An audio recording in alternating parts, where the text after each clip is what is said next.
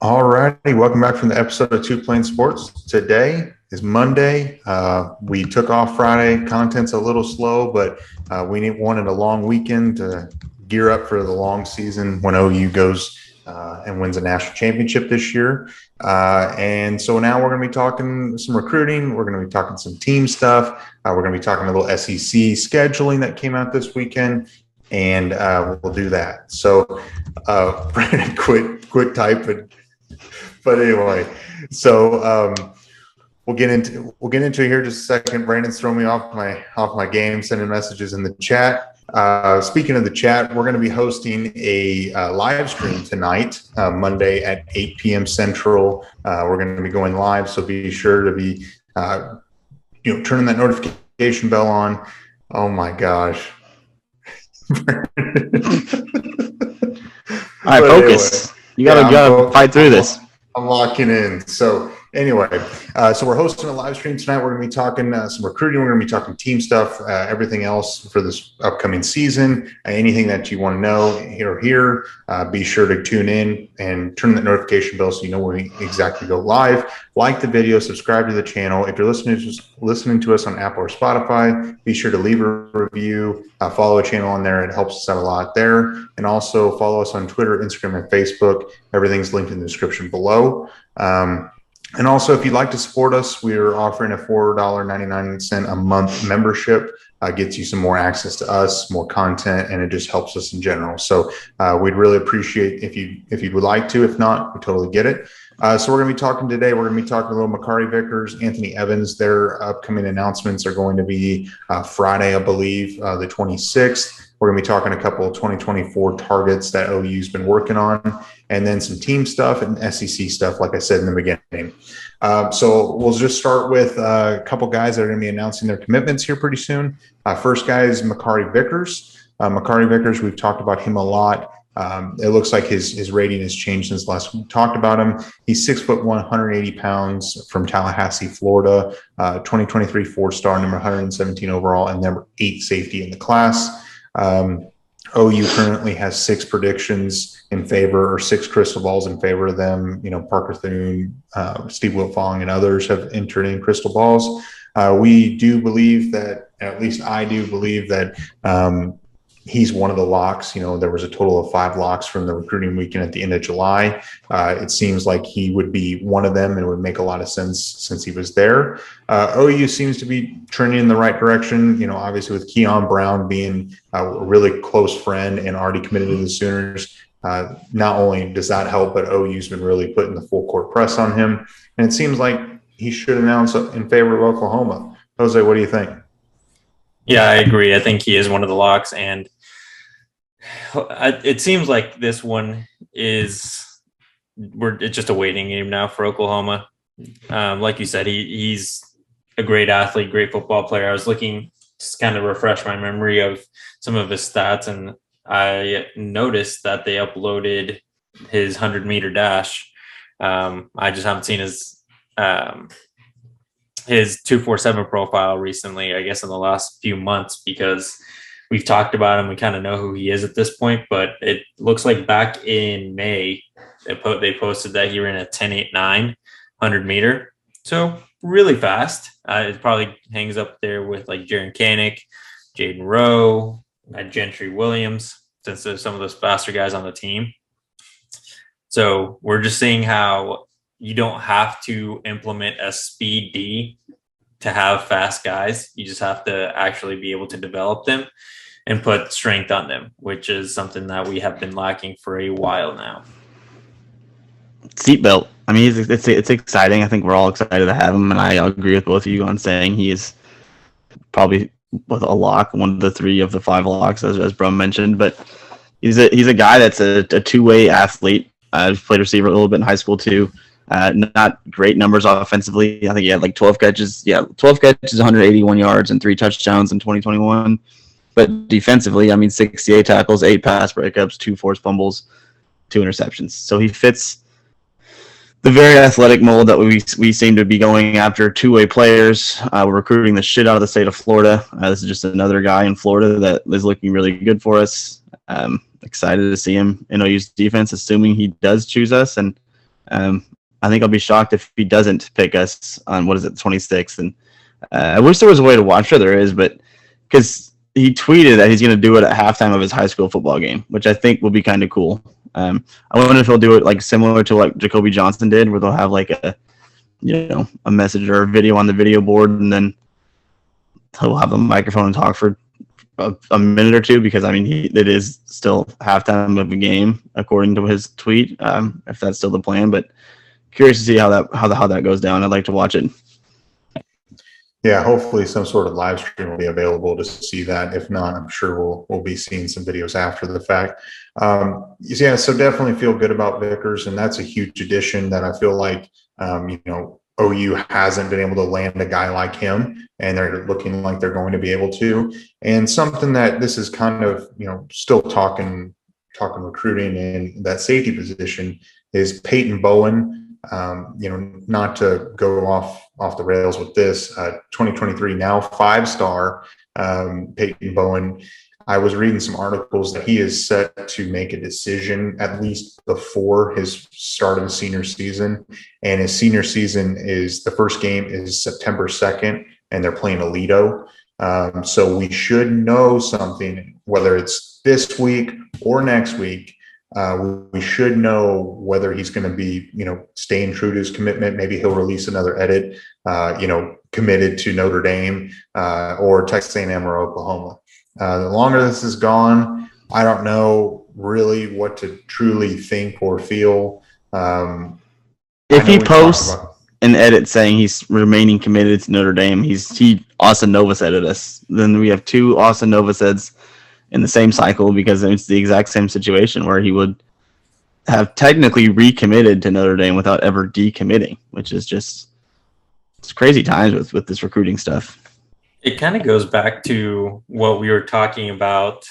I can't remember the last time we talked about it, but I pretty much said it just depends on what head he's thinking with. And it really genuinely seems like that is the case. There's just so many people in his ear telling him to do one thing, someone else telling him to do another thing. Apparently, Drum was mentioning that, he wishes this was something that he wasn't completely having to deal with, because it is a difficult situation for him. But there's some people telling him to wait it out throughout the season, just to see how Notre Dame does, how Oklahoma does, how A&M does.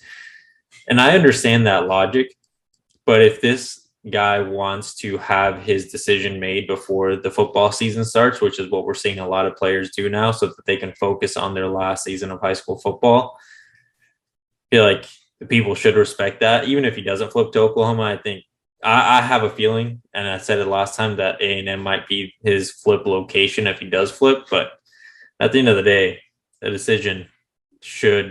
a decision doesn't come by the end of August, I could see Oklahoma moving on to Conrad Hussey, is a name that you mentioned before, Brum, just because you can't keep all your eggs in this basket at this point. Yeah, and it's just one of those things that I at this point, either way, I just would like to have an answer. If you don't want to be a Sooner, that's fine. Let's just move on. But definitely something that we're going to be keeping a close eye on. So I don't really know what to think about Bowen, but I do feel great about Vickers. And honestly, if Oklahoma doesn't land Peyton Bowen, getting Makari Vickers in is big time. So we'll move on to Anthony Evans. He's also announcing on the 26th. He's a 2023. Now he's a composite 3-star, or no, composite 4-star. Excuse me. 247 has him as a 3-star, but a composite 4-star, number 347 overall, and the number 45 wide receiver in the class. He's from Converse, Texas, and he's 5'11", 167 pounds. And actually, as we're recording this, it's about 9:00 Sunday night. About a half hour ago, Steve Wiltfong has entered in a crystal ball in favor of Georgia at 8:20 tonight. So this is something that, it seemed like obviously it was a 2-horse race between Oklahoma and Georgia. Parker Thune and Brandon Drum still have their crystal balls in favor of Oklahoma.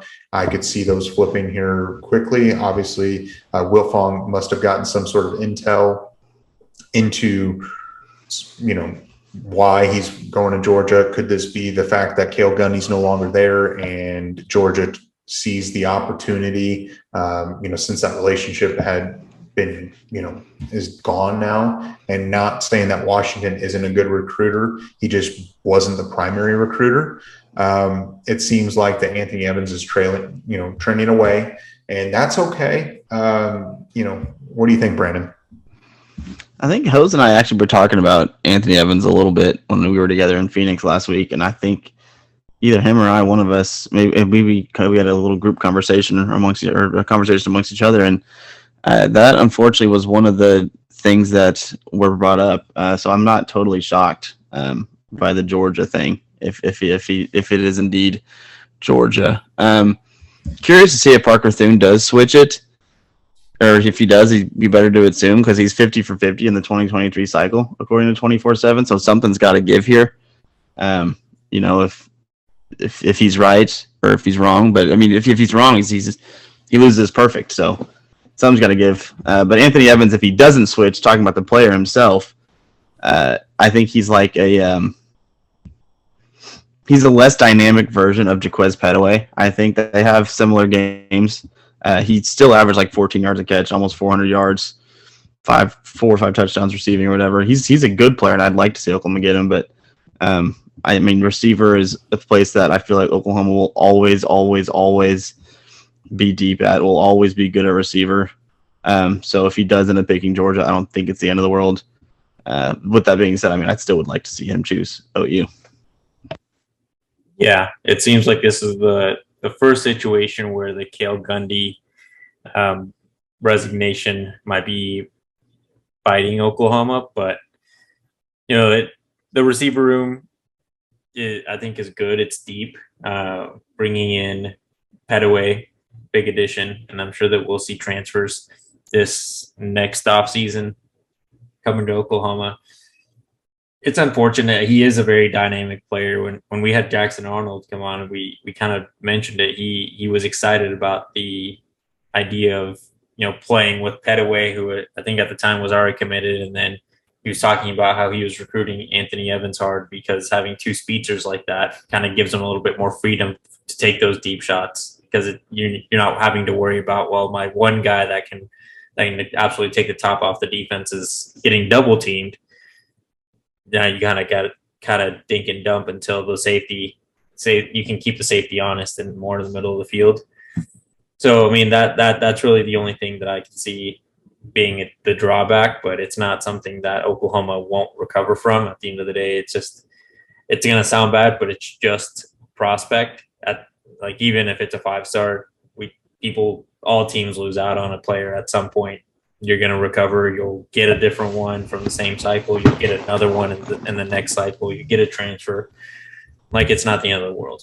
I do hope he comes to Oklahoma, but it wouldn't shock me at this point if he goes to Georgia. But it's crazy how quickly things changed in the matter of a month. He didn't go to the party at the Palace because he was on a cruise with his family or something like that. I think that's what Drum mentioned on our show. And then, because everyone just assumed he's a lock, he's going to be at Oklahoma. He's canceled visits before, and then now we're 3 weeks since then. So from as of today, it seems like Georgia's the landing spot for Evans. Yeah, and at the end of the day, if OU was to lose out on a prospect, the wide receiver position, like you said, Brandon, is probably the one that it doesn't hurt quite as bad. I do wonder, something that we're going to have to keep an eye on. Will some offers come out for some other wide receivers in the 2023 class? Or will Oklahoma pick up the phone after they backed off of Michael Harrison-Pilot? Will they try to see if Harrison-Pilot would be receptive to the idea of Oklahoma again, because he's still uncommitted? Seems like Cal's doing really well and Texas is up there. Oklahoma might be able to get back into that race. I would like to think that they would. I would think that, they're going to try to take 3 receivers, whether that's 2 high school kids and a transfer, or if it's 3 high school players. I would like to think that they're going to pick up the phone and call Harrison-Pilot and maybe offer someone this week. So something we need to keep an eye on, that there might be some offers going out. And if you see offers going out, then that pretty much tells you everything you need to know about Anthony Evans, in my opinion. All right. So, OU probably is going to be 1 for 2 on August 26th. If I had to pick one, I'm taking Vickers all day. So it's good to see. It's unfortunate, but, at the end of the day, that's Lord Carol Gundy. Losing him is showing up. All right, so we're going to shift gears, going to the 2024 class. I think, for the future, most of our recruiting talk is now going to be moving on to the 2024 class. It seems like the 23 class is pretty much full outside of a few guys. So the first guy we're going to be talking about is Eddie Pierre Louis. He's 6'4", 310 pounds. He's an offensive lineman. Granted, he plays both sides of the ball, and he's been recruited as a defensive lineman and an offensive lineman, depending on the school. He's a 2024 4-star, number 161 overall, and the number 13 defensive lineman in the class. He has basically come out and said that Oklahoma is his dream school. OU, I think we've talked about him a while ago on his initial offer. I can't remember when that was, when we talked about him, but OU seems to be in a really good spot with him. I think he's going to be trying to make a visit coming up maybe this fall. If not, then we'll see probably in the spring or summer. OU seems to be doing a really good job. I believe he played guard last year, and I think he's going to tackle this next season. Jose, what do you think about Louis? I love this kid. Watching his highlight tape is so fun because at least if you guys get a second, go watch it. In the first minute, you'll see him pancake everyone in front of him, and it doesn't even look like he's trying that hard. There's one clip where he actually gets to you can see his athleticism. He goes up to the second level, just absolutely demolishes. I think it was a safety or a corner, and then just kind of lays on top of him, teabags him a little bit, and then goes about his day. Obviously, the defender was not about it and pushes him. And he, opposed to what we've seen other great offensive linemen at Oklahoma get a little bit emotional and fight back, he just walked away. It's just a routine play for him. And I think that's what I like the most. Not only is he aggressive, but he's going to try to get in these guys' heads and not react when they react to him, which isn't something that's very common. Most of the time, whenever someone pushes you want to push back. He's a big enough guy. He knows that at any given point, he can just put his arm out and keep them away. This guy, he's there doing business, and he's going to absolutely pancake whoever's in front of him, even if it's a defensive lineman. Yeah, so I haven't seen much tape, but listening to what Jose has to say there, that's obviously fun, and obviously I love the position. Offensive lineman is literally half of what wins the games, in all our opinions, because of the name of the show. So obviously that's fun. I think it's insane that he's a sophomore in high school and he's 6'4", 310. That's ridiculous. So there's a lot. Who knows what his weight, situation will be like by the time he actually does graduate high school. He can do so much at that 310 body frame. He can get bigger, smaller. But, there's a lot of options here, and and that part's exciting. He also played basketball. I would hate to see these centers. I imagine he played center, trying to defend him. I just feel like most kids aren't that big in high school. But I don't know. Maybe they are just getting that much bigger, and 6'4", 310 is just a normal walking weight for a sophomore now. But I can't imagine that's the case. Pierre Louis, I'm a huge hyphenated last name guy. I would love to see that on a Sooner jersey. Might buy the jersey just because I think that's cool. So yeah, without having seen much tape, I'm going to listen to Jose's analysis. I'll watch it later. It sounds like we got a good breakdown there. You love a guy who's that big, who's pancaking kids effortlessly. You love a hyphenated last name, two-sport athlete. He's out of Florida, so there's just another guy from Florida that OU appears to be recruiting very well, and another two-sport athlete. Yeah, the Tampa Bay area is working out really well, with Lewis Carter coming from there. And also, he's being recruited as an offensive lineman for Oklahoma. So the fact that he's a 4-star, according to 247, along because he's a defensive lineman, if you can play both sides of the ball and you've got offers for both lines, just depending on what school. That's pretty impressive. Not many kids can get offers to Power 5 schools, multiple Power 5 schools, let alone both sides of the ball. And that's pretty impressive. That's just a testament. I mean, yeah, as a sophomore being 6'4", 310, it's kind of hard to even believe. So hopefully OU keeps the momentum going. We see him come up for a visit this fall. It would look really good, and hopefully he'd be one of the guys that would jump on board maybe in the spring or in the summer and kind of start the class. So we'll move on to the last prospect that we're going to be talking about. We have not talked about him before. Is Casey Poe. He's 6'5", 280-pound offensive lineman from Lindale, Texas, 2024 4-star, number 233 overall, and the number 14 interior offensive lineman in the class. He plays at left guard. He currently holds, his offer list isn't humongous by any means, but OU identified him a while ago, offered him, and Baylor, Texas Tech, Oklahoma, Houston, Nebraska have all offered him. And OU has been on him. Coach B's been on him. And it seems like Oklahoma's been really starting to make some, take the lead here and kind of put some distance between themselves and the number 2 school. Brandon, what do you think about Poe and the thought of, the prospect of him being a Sooner as well? He won the Texas 4A shot put championship as a sophomore with a 57.475. I don't know, that's just that's fun. So that's kind of cool. 6'5", 280.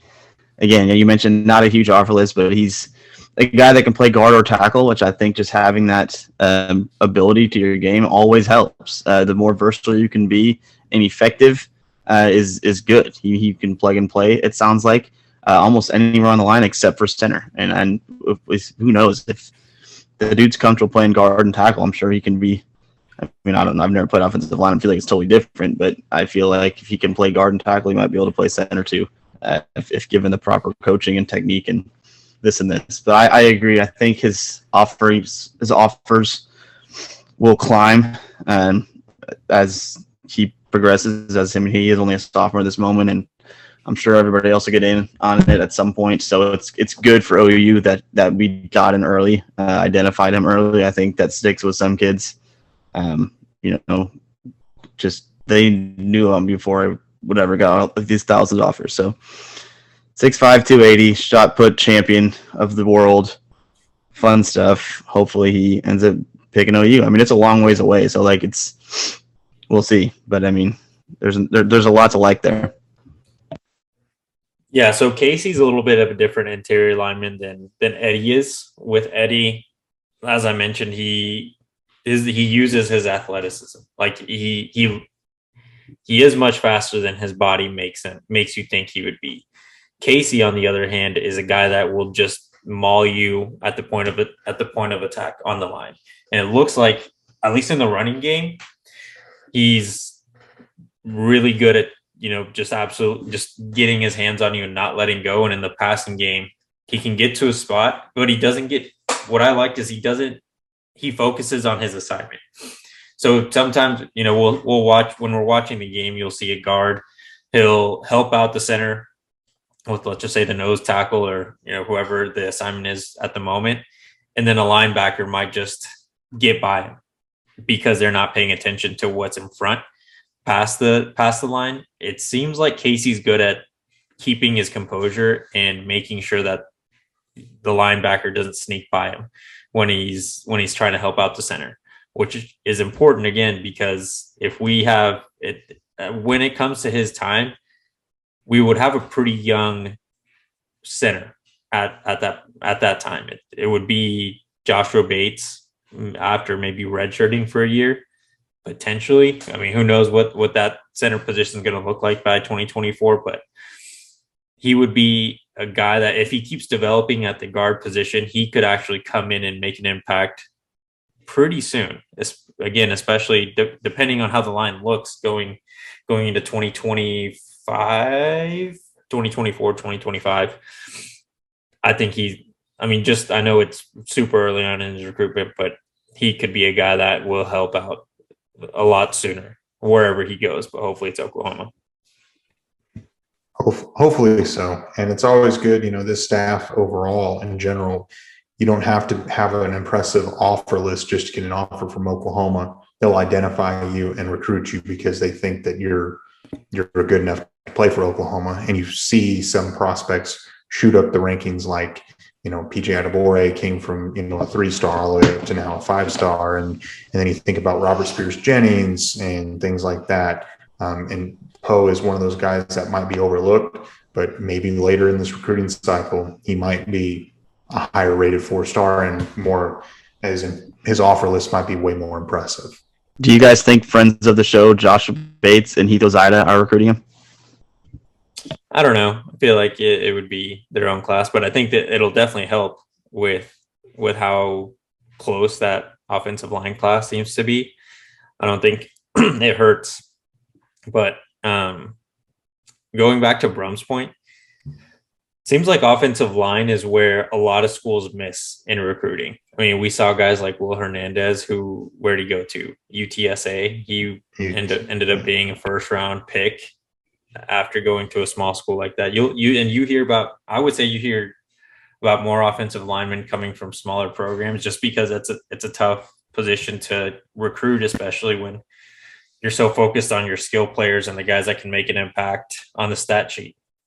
That's why I think Coach B is such a good coach, because he knows what he's looking for and knows how it seems like he has a picture of how he's going to develop each of these recruits. So, I mean, I'm sure there's other offensive line coaches that kids want to play for, but I don't think Coach B falls off of any players list around the country.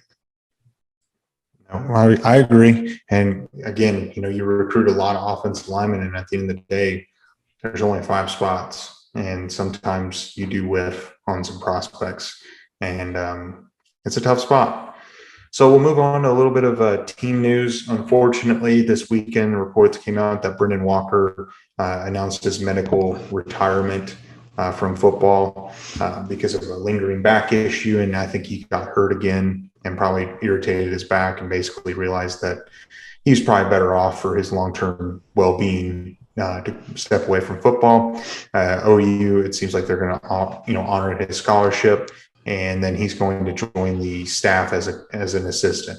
So he'll be joining Jeremiah Cradell, earlier joined the staff, and then it's always good to have that. Walker came in as a 2023 star. He's from the state of Oklahoma. He's just up the road in Oklahoma City.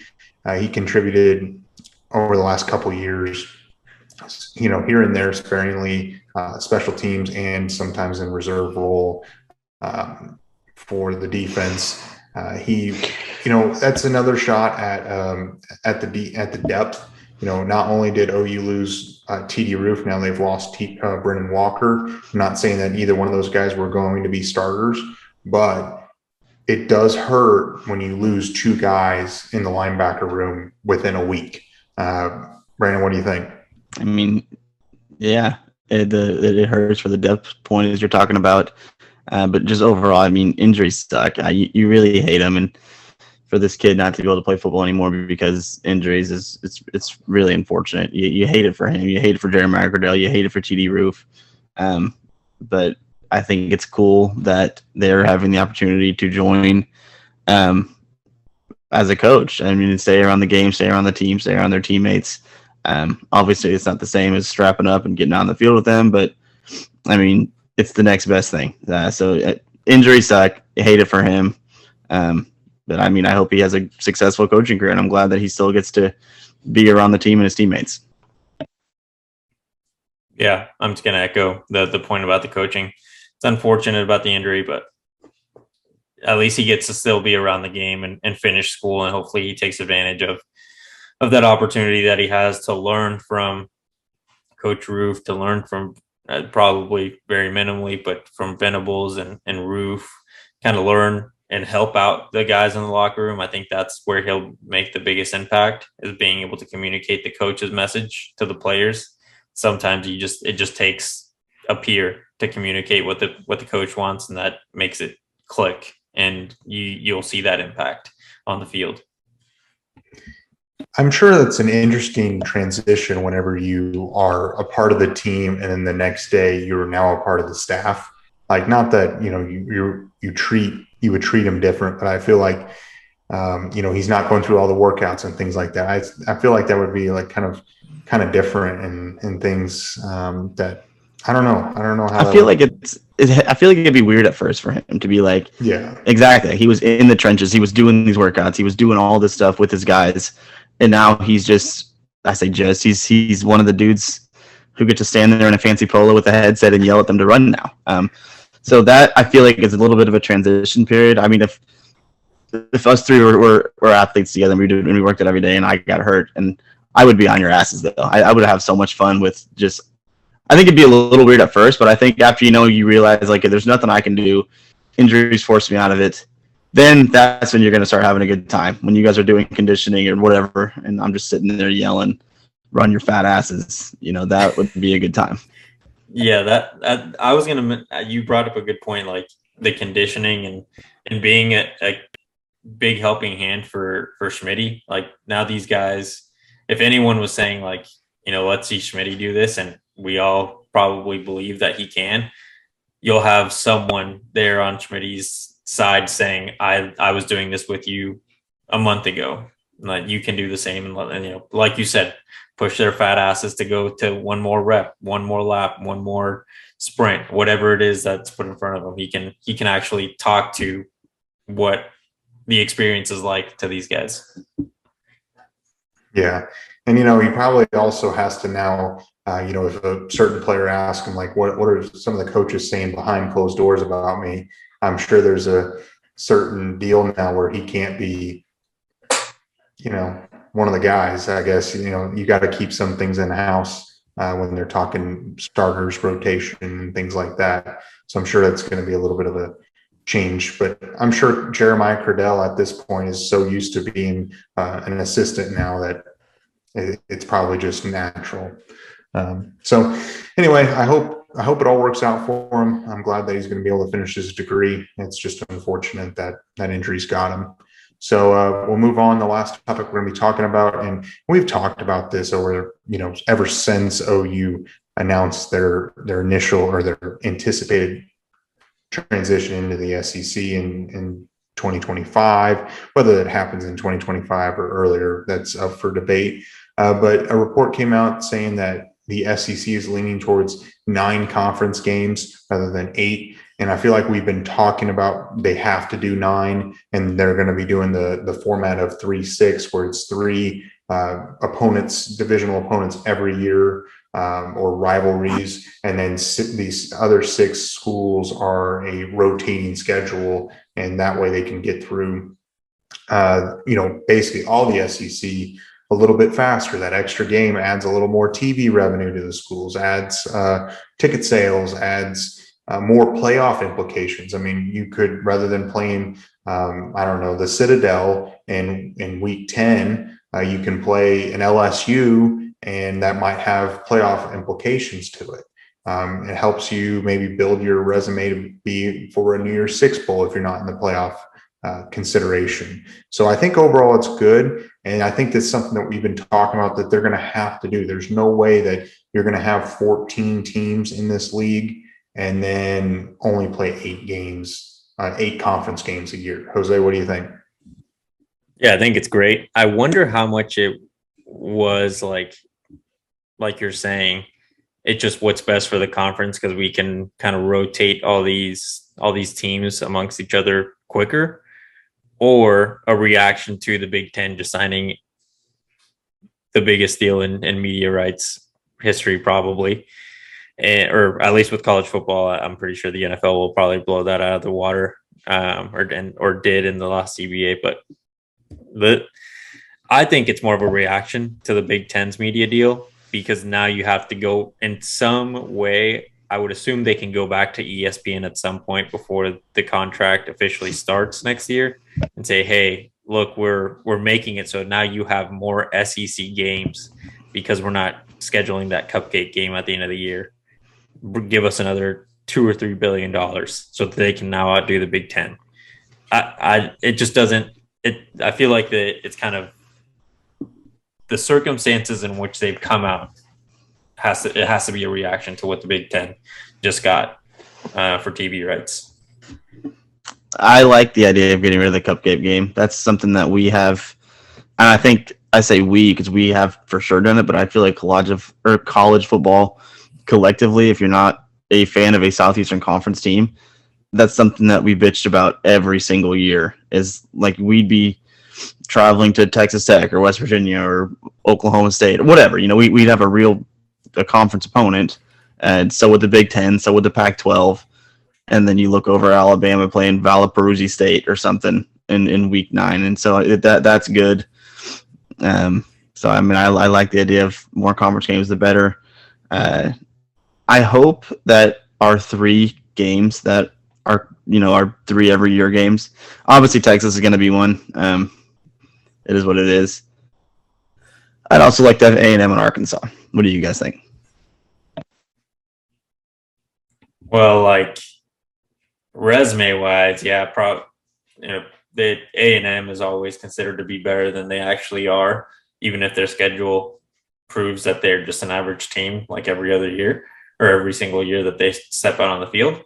I don't know. I'd like to have one like easy game, just regularly scheduled, like Missouri. That's Vanderbilt. Vanderbilt. I mean, they're a little far, but that'd be fantastic. You don't want. Plus, if we could, I mean, a trip to Nashville every year is pretty sick. I'll be I'm okay with it too. Every other year, I guess. Yeah. My 3 would be obviously Texas, but I would love LSU and then Missouri. I think being able to go, kind of start a rivalry with LSU would be fun. I mean, going to Baton Rouge is a tough place to play, and you're looking for a resume builder. LSU is that. And, no matter if they're, a little down, 9-3 or something at the end of the year, beating LSU always looks good on a resume when you're being selected for the playoffs. So, and just because I would love a reason to go down to LSU every other year, I think that'd be a pretty fun place to go. I think Fayetteville. That's why I picked Arkansas. Yeah, I like Fayetteville too. I mean, it's an easy drive.